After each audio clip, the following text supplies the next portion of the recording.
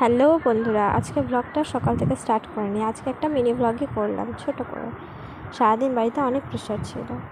এই যে এখানে আমার মেয়ে আর শাশুড়ি দুজনে ঘুমাচ্ছে, আর এই ব্লগটা স্টার্ট করেছি আমি বিকালবেলা পড়তে যাওয়ার আগে।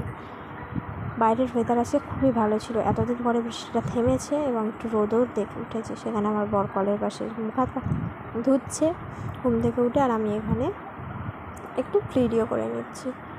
এই আমি এলাম ঘরে, আমার অবস্থা এইরকম। পড়তে যাবো, রেডি হবো এবারে। জল ফল ভরে নিয়ে কাজটা ছেড়ে নিয়ে এই রেডি হয়ে নিয়েছি।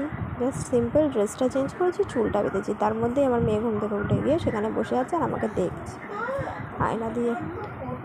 আমি কোথাও যাওয়ার আগেও ঠিকই বুঝতে পারে, ঘুম থেকে ঠিকই উঠে গেছে। ওকে শাশুড়ির কাছে দিয়ে বেরিয়ে পড়েছি রাস্তায়। আমাদের গলি দিয়ে বেরিয়ে যাচ্ছি টুকটুক করে হাঁটতে হাঁটতে।